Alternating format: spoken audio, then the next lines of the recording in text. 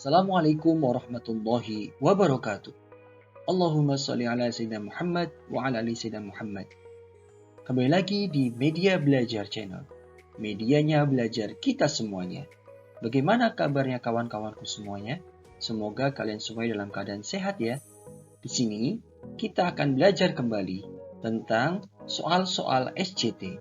Soal P3K Guru 2024 terbaru dan terupdate. Dan disertai dengan pembahasan sesuai kisi-kisi 2024. Yuk teman-teman persiapkan diri dengan baik karena nantinya dalam seleksi P3K 2024 ini akan diambil peringkat terbaik sehingga teman-teman semuanya harus benar-benar mempersiapkan diri dengan sebaik-baiknya. Mudah-mudahan nantinya teman-teman semuanya dimudahkan dalam seleksi P3K nanti dan mendapatkan kelulusan. Amin ya robbal alamin. Yuk, kita bareng-bareng belajar. Soal pertama, Anda mengajar di kelas 7 dan menerapkan metode diskusi kelompok untuk membantu siswa mengembangkan keterampilan berpikir kritis dan kerjasama. Namun, Anda melihat beberapa siswa yang pasif dalam kelompok, sementara siswa lain terlalu mendominasi. Anda ingin mengembangkan sikap partisipatif yang seimbang di antara siswa. Langkah apa yang sebaiknya Anda lakukan untuk memastikan setiap siswa berkontribusi dalam diskusi kelompok? A. Memberikan peran spesifik kepada setiap anggota kelompok seperti pencatat, penyaji, dan pemandu diskusi agar setiap siswa terlibat aktif dalam proses diskusi. B. Memberi nilai tambahan kepada siswa yang paling aktif dalam diskusi untuk mendorong keterlibatan yang lebih tinggi. C. Membagi siswa yang mendominasi diskusi ke dalam kelompok yang berbeda agar peran mereka tidak terlalu menonjol dalam kelompok. D. Mengawasi setiap kelompok secara ketat dan menegur siswa yang pasif agar mereka lebih aktif berpartisipasi dalam diskusi. Baik, silakan teman-teman untuk mencari jawaban terlebih dahulu ya.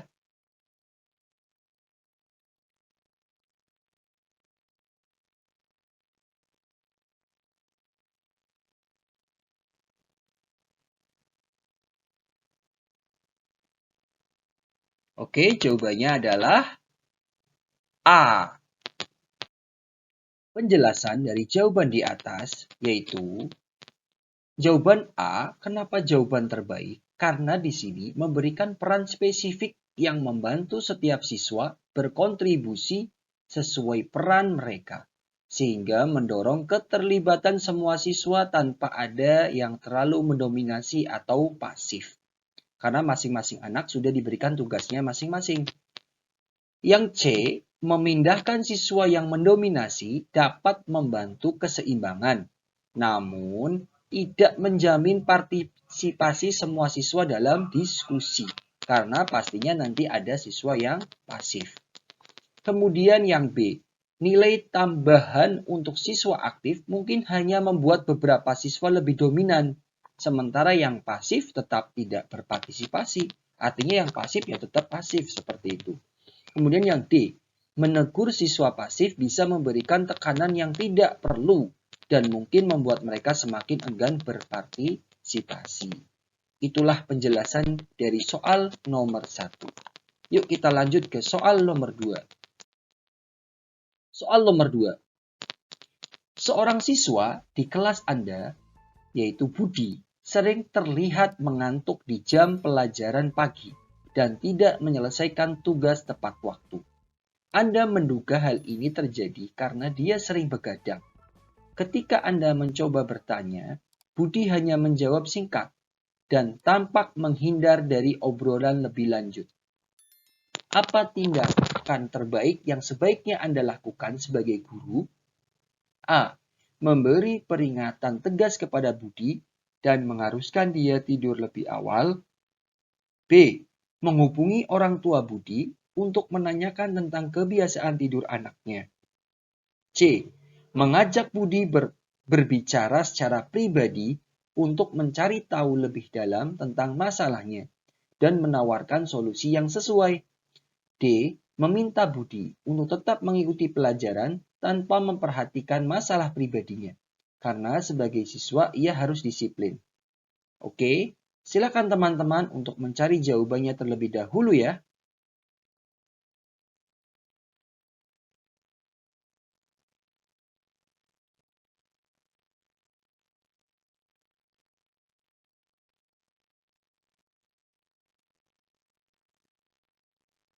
Baik, jawabannya adalah C. Kenapa C? Baik, kita ulas bersama ya teman-teman. Jadi, kenapa C? Pilihan C itu menunjukkan sikap empati. Nah, sebagai guru, kita harus memiliki rasa empati dan kepedulian terhadap kondisi siswa. Biasanya ini banyak sekali soal-soal seperti ini ya. Jadi, soal itu pembuat soal ingin mengetahui seberapa dalam rasa empati seorang guru. Karena rasa empati ini sangat penting sekarang ini.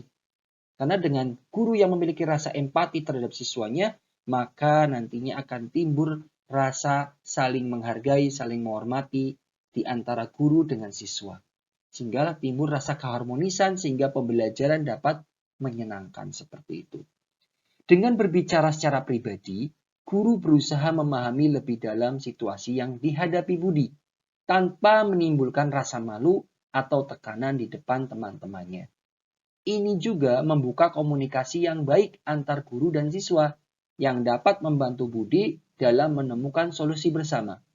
Pilihan lain kurang tepat karena A. Itu terlalu menghakimi tanpa mengetahui penyebab sebenarnya. B. Tidak sepenuhnya salah, tetapi melibatkan orang tua sebaiknya dilakukan setelah berbicara dengan siswa terlebih dahulu. Jadi kita jangan sampai langsung ke orang tua ya, tapi kita mencari lebih dalam dulu kepada siswa tersebut. Kemudian yang D, menunjukkan kurangnya empati dan hanya fokus pada disiplin tanpa mempertimbangkan kondisi siswa. Jadi kita juga harus mempertimbangkan kondisi siswa. Kenapa kok terlambat? Kenapa kok seperti itu? Kenapa kok ngantuk dan sebagainya? Kita harus menanyakan dulu penyebabnya. Seperti itu. Itulah penjelasan dari soal nomor 2. Yuk kita lanjut ke soal nomor 3. Saat sedang mengajar, Anda menyadari ada beberapa siswa yang tidak memperhatikan pelajaran dan justru asik mengobrol sendiri. Ini mulai mengganggu proses pembelajaran di kelas. Bagaimana tindakan yang sebaiknya Anda ambil? A. Menegur siswa tersebut di depan kelas agar menjadi contoh bagi siswa lain. B. Menghentikan pelajaran sejenak dan menanyakan kepada seluruh si kelas apakah ada yang belum memahami materi yang diajarkan. C. Mengabaikan mereka dan melanjutkan pelajaran agar siswa lain tetap bisa belajar. D. Memanggil mereka setelah pelajaran selesai untuk memberikan teguran dan meminta mereka untuk lebih fokus di pertemuan berikutnya. Baik, silakan teman-teman untuk mencari jawabannya terlebih dahulu ya.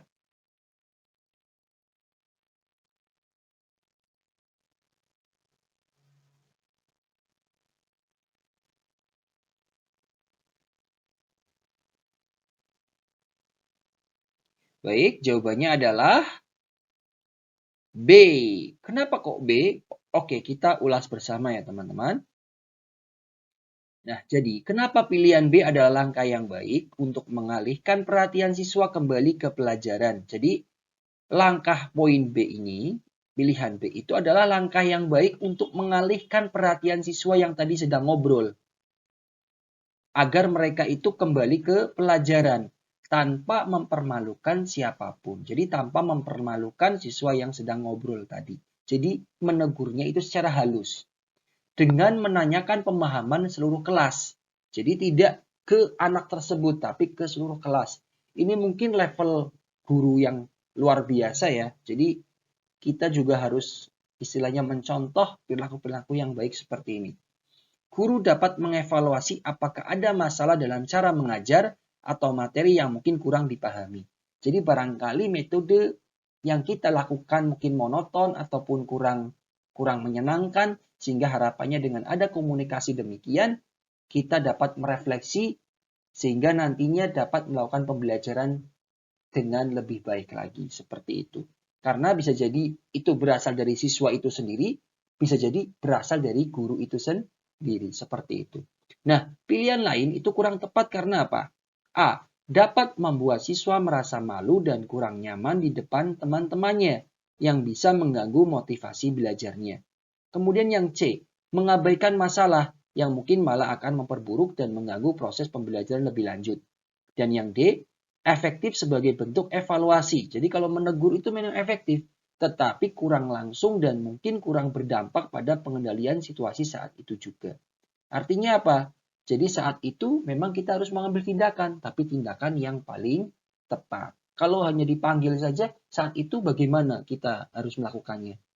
Kan tidak dijelaskan di sini. Jadi yang paling tepat adalah tadi, kita mengalihkan perhatian dengan menanyakan kepada siswa apakah ada materi yang belum mereka pahami. Seperti itu. Itulah penjelasan dari soal tadi.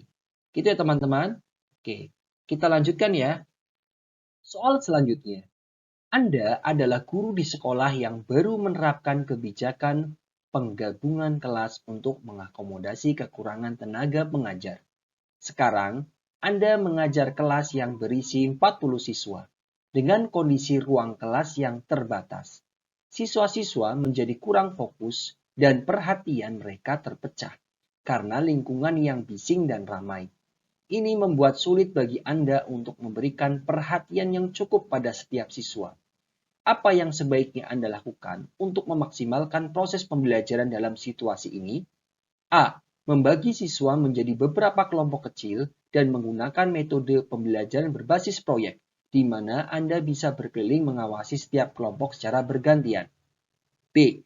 Menggunakan metode ceramah yang lebih efektif dan menuntut perhatian penuh siswa agar kelas bisa berjalan lebih teratur dan minim gangguan. C. Menggunakan teknologi seperti video pembelajaran untuk mengalihkan perhatian siswa pada media lebih menarik dan terpusat. D. Mengajukan usulan kepada pihak sekolah untuk membatasi jumlah siswa per kelas agar pembelajaran bisa lebih efektif. Silakan teman-teman untuk mencari jawabannya terlebih dahulu ya.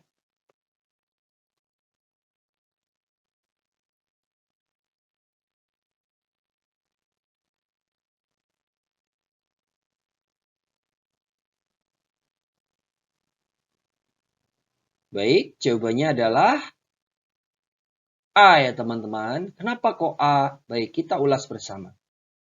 Jadi, kenapa kok A itu jawaban yang terbaik? Karena pembelajaran berbasis proyek dalam kelompok kecil memungkinkan siswa untuk lebih aktif berpartisipasi dan bekerja sama, serta memungkinkan guru memberikan perhatian secara bertahap kepada setiap kelompok yang sangat cocok untuk kondisi kelas besar. Jadi kalau kelas besar itu cocok menggunakan berbasis proyek, teman-teman. B. Metode ceramah di kelas besar seringkali membuat suasana menjadi monoton dan kurang interaktif, sehingga siswa mungkin cepat kehilangan fokus. Kemudian yang C. Video pembelajaran bisa membantu, tetapi tidak menjamin fokus dan keaktifan siswa, terutama dalam situasi kelas yang ramai dan penuh. Dan D. Mengajukan usulan adalah ide yang baik, tetapi bukan solusi cepat untuk masalah saat ini. Hal ini mungkin perlu waktu untuk mendapatkan persetujuan dan implementasi dari pihak sekolah. Nah, jadi penjelasannya seperti itu ya teman-teman. Kenapa jawaban yang paling tepat adalah A. Baik, kita lanjutkan ke soal berikutnya. Anda adalah guru kelas dari kelas 5 SD. Suatu hari, beberapa orang tua mengeluh bahwa tugas rumah yang Anda berikan terlalu banyak dan membuat anak-anak merasa stres. Namun, Anda merasa bahwa tugas-tugas tersebut penting untuk mengembangkan siswa. Bagaimana Anda menanggapi keluhan tersebut?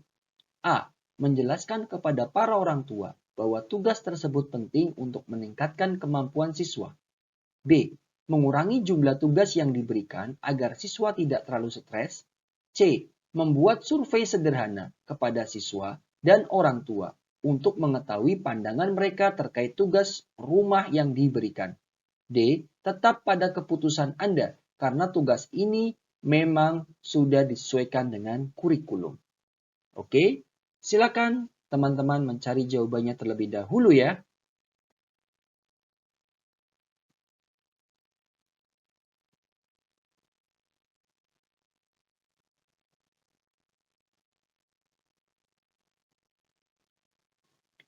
Baik, jawabannya adalah betul sekali C ya teman-teman. Nah, inilah penjelasannya. Kenapa kok C menunjukkan pendekatan yang terbaik? Karena menggunakan pendekatan yang terbuka dan kolaboratif. Dengan survei, guru mendapatkan umpan balik dari siswa dan orang tua secara langsung, yang memungkinkan guru untuk mengevaluasi dan menyesuaikan kebijakan tugas dengan lebih baik. Pilihan lain kurang tepat karena A dan D itu menunjukkan sikap yang terlalu kaku dan kurang memperhatikan aspirasi orang tua. Yang B bisa menjadi solusi tetapi tanpa data dan umpan balik yang jelas, guru tidak dapat memastikan apakah pengurangan tugas benar-benar efektif. Soal selanjutnya.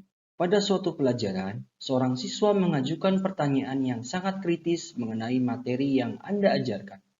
Anda merasa tidak sepenuhnya yakin dengan jawabannya, tetapi Anda tidak ingin siswa kehilangan kepercayaan pada Anda sebagai guru. Apa yang sebaiknya Anda lakukan? A. Mengapresiasi pertanyaan siswa dan menyatakan akan mencari jawaban yang lebih tepat untuk dibahas di pertemuan berikutnya. B. Menjawab sebisa mungkin sesuai pemahaman Anda saat ini agar siswa tidak menunggu terlalu lama. C. Mengalihkan pertanyaan dengan mengajukan pertanyaan balik agar siswa terdorong mencari jawabannya sendiri. D. Menyatakan bahwa pertanyaan itu tidak relevan untuk materi yang sedang diajarkan, agar siswa tidak terlalu bingung.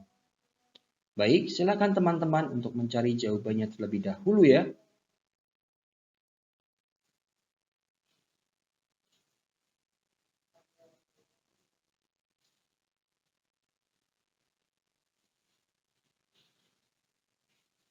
Baik, jawabannya adalah A ya teman-teman. Kenapa kok jawabannya A? Baik, silakan kita bersama-sama untuk membahasnya.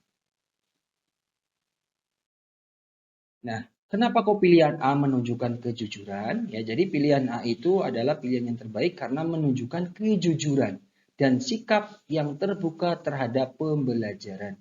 Mengakui bahwa guru juga bisa mencari informasi lebih lanjut adalah contoh yang baik untuk siswa tentang pembelajaran berkelanjutan.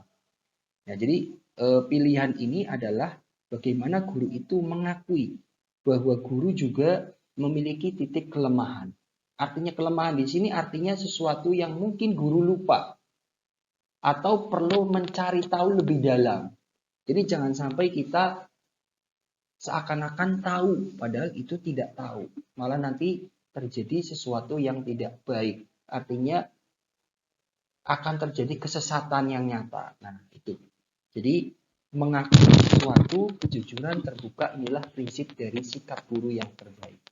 Pilihannya yang kurang tepat adalah yang B. Itu beresiko memberikan jawaban yang kurang akurat yang bisa menimbulkan kebingungan pada siswa. Kemudian yang C, bagus untuk mendorong siswa berpikir kritis tetapi tidak menjawab pertanyaan secara langsung. Kemudian D, kurang tepat karena pertanyaan kritis seharusnya dipandang sebagai kesempatan belajar, bukan hal yang dihindari. Itulah penjelasan dari soal tersebut. Soal selanjutnya. Anda mendapat laporan bahwa salah satu siswa Anda, Dita, sering tidak hadir di sekolah tanpa alasan yang jelas. Setelah Anda berbicara dengan orang tua Dita, diketahui bahwa mereka kesulitan finansial dan Dita sering membantu orang tua bekerja. Bagaimana Anda dapat membantu situasi Dita? A. Mengajukan beasiswa dan bantuan finansial untuk Dita agar orang tuanya tidak bergantung padanya untuk bekerja. B. Memberikan pengertian kepada orang tua Dita tentang pentingnya pendidikan dan menghimbau agar Dita tidak terlalu sering bolos. C. Mengizinkan Dita untuk hadir di sekolah hanya di hari-hari tertentu yang lebih fleksibel untuk membantu orang tuanya. D. Menyediakan waktu tambahan di luar jam pelajaran untuk membantu Dita mengejar ketertinggalan tanpa harus membolos. Baik, silakan teman-teman untuk mencari jawabannya terlebih dahulu ya.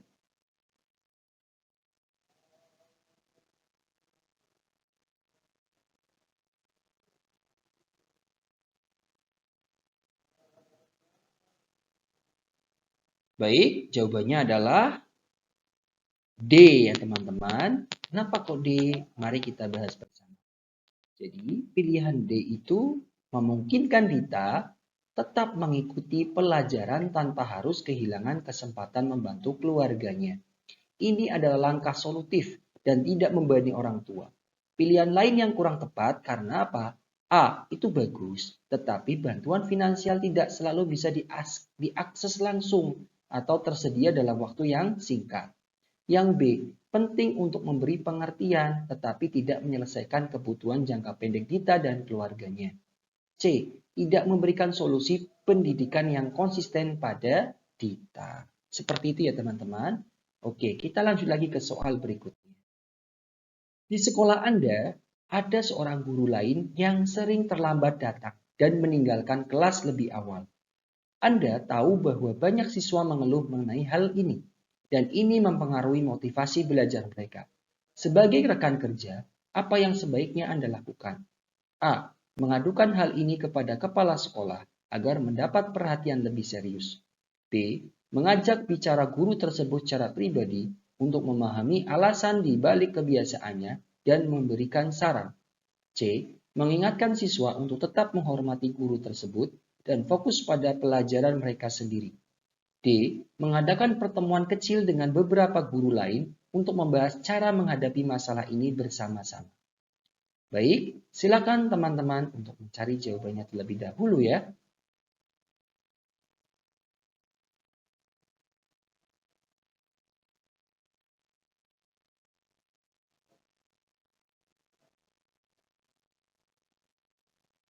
Oke, jawabannya adalah B ya teman-teman. Oke, kenapa kok jawabannya B? Mari kita bahas bersama-sama. Nah, kenapa kok pilihan B adalah pendekatan yang terbaik? Karena pilihan B itu menggunakan pendekatan profesional dan etis. Dengan berbicara secara pribadi, Anda bisa memahami situasi tanpa mempermalukan rekan kerja. Selain itu, ini membuka komunikasi dan bisa memberikan solusi yang lebih positif. Pilihan lain kurang tepat karena apa? A. Meskipun efektif, bisa menimbulkan ketegangan antar guru tanpa solusi langsung dari pihak terkait. Yang C. Hanya berfokus pada siswa dan mengabaikan masalah guru yang bisa berdampak lebih luas. Dan D. Berisiko menciptakan gosip atau opini negatif di lingkungan kerja. Ya, jadi kalau ada guru yang seperti itu, maka kita menggunakan pendekatan yang profesional dan etis dengan berbicara secara pribadi sehingga kita mengetahui permasalahan situasi yang beliau hadapi. Sehingga nantinya ada komunikasi dan bisa memberikan solusi yang lebih positif. Seperti itu teman-teman untuk pembahasan soal SJT kali ini. Semoga bisa bermanfaat untuk teman-teman semuanya dalam seleksi P3K 2024. Amin ya robbal alamin. Tetap semangat, jaga kesehatan ya. Persiapkan diri dengan sebaik-baiknya. Walaupun masih ada waktu yang lumayan lama, tapi kita harus mempersiapkan sejauh mungkin. Karena apa? Karena untuk seleksi kali ini diambil nilai yang terbaik. Untuk itu, saya yakin kalau teman-teman semuanya berusaha dengan sungguh-sungguh, berdoa dan bertawakal kepada Allah, niscaya insya Allah ada kemudahan kelancaran. Sehingga nantinya mendapatkan kelulusan, lulus menjadi ASN P3K 2024. Amin ya robbal alamin. Terima kasih teman-teman. Jangan lupa like, share, dan subscribe ya. Terima kasih. Wassalamualaikum warahmatullahi wabarakatuh.